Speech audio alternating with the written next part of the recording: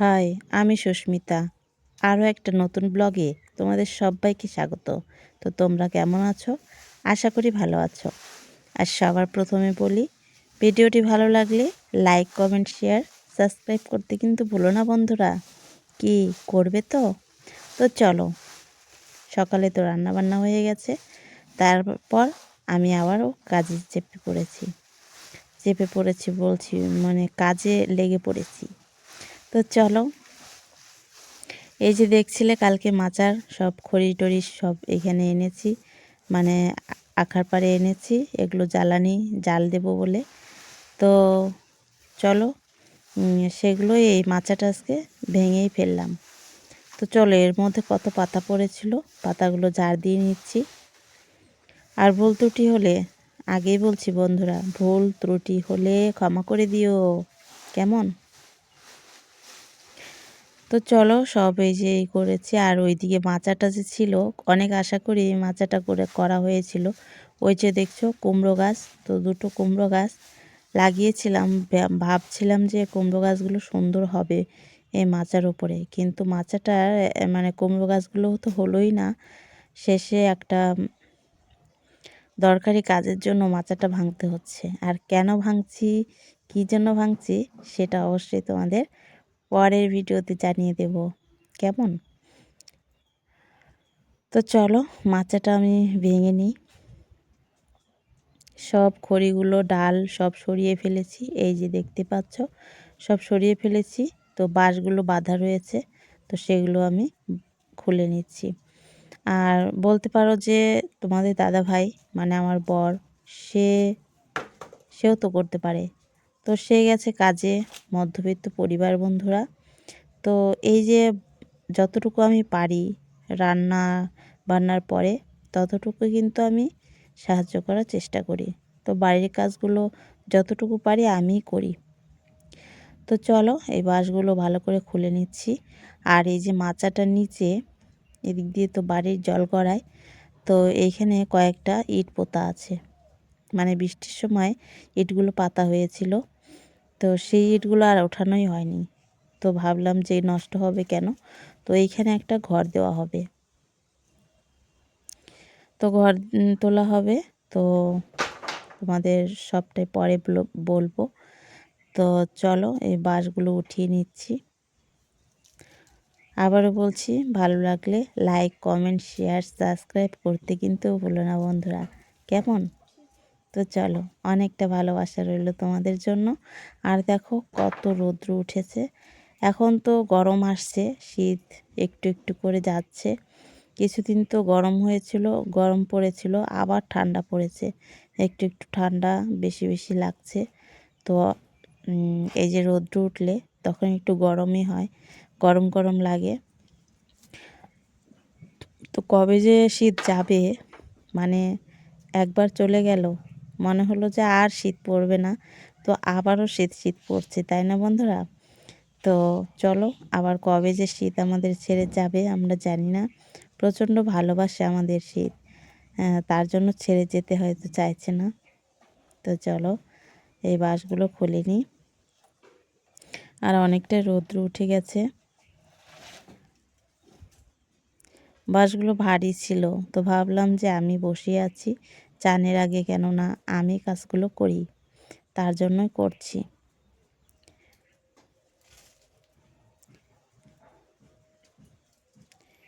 তো পাশে একটা ঘর ছিল, সেই ঘরটা মানে ভাঙা হয়েছে, তোমাদের পরে ভিডিওতে অবশ্যই দেখাবো। তোমরা সঙ্গে থেকো, সাথে থেকো, ভালোবাসা দিয়ে অবশ্যই দেখাবো।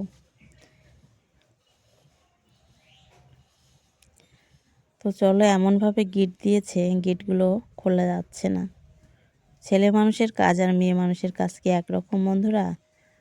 তো চলো, গিটগুলো একদম টাইট করে দিয়েছে। বাঁশগুলোকে সরিয়ে তারপরে ইট আছে কয়েকটা, ইটগুলোকে বের করব। বের করে রাখলে কি হয়, অনেকটা কাজের সুবিধা হয়। মেয়ে মানুষ যদি একটু হেল্প করি আমরা ছেলেদের, তাদের একটু অনেকটাই হেল্প হয়, তাই না? তো চলো, ভাবলাম যে রান্নাবান্না আজকে আগে আগে হয়ে গেছে, কেননা এই কাজগুলো একটু করে রাখি, কতক্ষণ আর ছেলে মানুষের মুখের দিকে তাকিয়ে থাকবো? ওরা কবে সময় পাবে তারপরে করবে। আর রোজগারের জন্য মানে কাজে না গেলে তো পেট চলবে না বন্ধুরা। তো প্রতিদিনই কাজে যেতে হয়। একদিন কাজ ছুটি দিলে তারপরে সেই বাজারে টানাটানি পড়ে যায়। সবাই জানো মধ্যবিত্ত ফ্যামিলি হলে কেমন হয়। তো এখানে কয়েকটা ফুল গাছও গেড়েছিলাম, কত সুন্দর হয়েছিল, জল পেত। আর এদিকে জল পড়ে পড়ে একদম শ্যাওলা পড়ে গেছে জায়গাটা।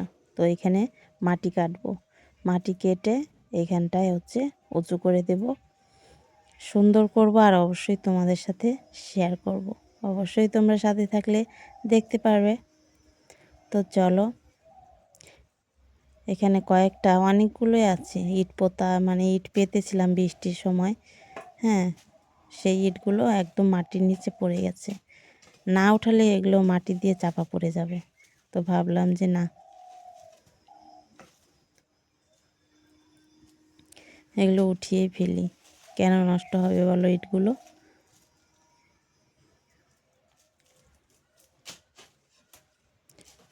তো এখানে প্ল্যান আছে মাটি কাটবো আর একটা ঘর উঠানোর, কারণ পাশে একটা ঘর ছিল, তোমাদের অবশ্যই পরে ভিডিওতে দেখাবো।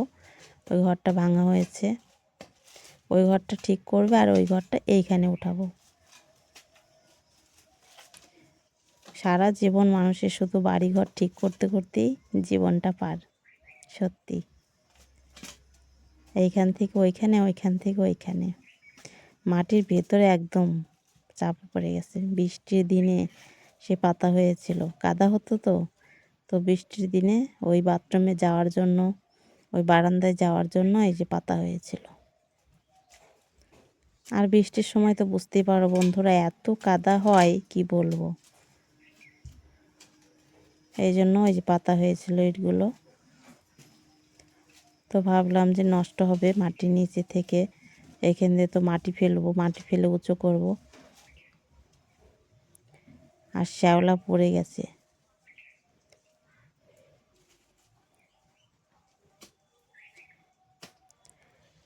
তো চলো ইটগুলো আমি উঠিয়ে নিই।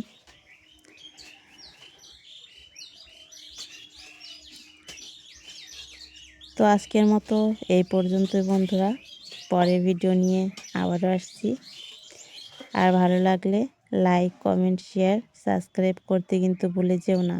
অবশ্যই করে পাশে থেকো, কেমন? সাবস্ক্রাইব করে পাশে থেকো।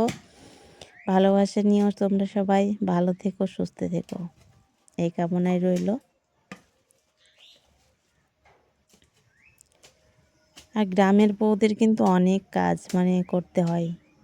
আমাদের গ্রামে বাড়ি বন্ধুরা, তো গ্রামের বউদের অনেক কিছুই করতে হয়। এটা নর্মাল ব্যাপার গ্রামের বউদের, এটা ওটা অনেক কাজই করতে হয়। তো চলো, শুধু রান্না খাওয়া করলে হবে না, জামা কাপড় ধুলেও হবে না, আর ঘর গোছালেই হবে না, বাইরের অনেক কাজই করতে হয়।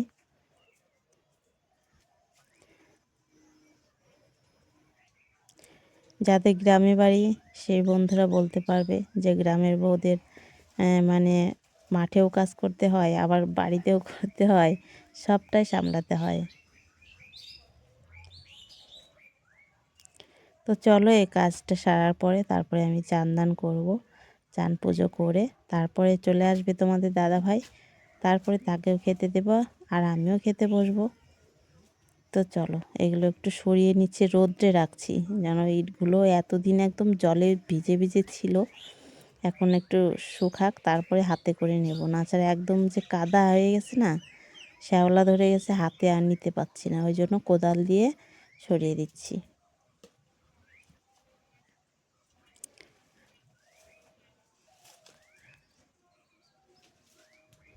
তো চলো, আজকের মতো এই পর্যন্তই। পরে আবার আরেকটা নতুন ভিডিও নিয়ে আসছি, কেমন? টাটা।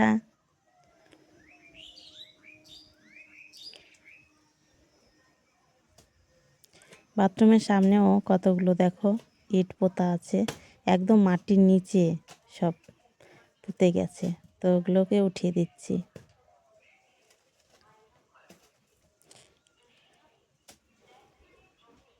বাড়ির সেই জল গড়াতে গড়াতে ইটগুলো ঢেকেই গেছে মাটি দিয়ে।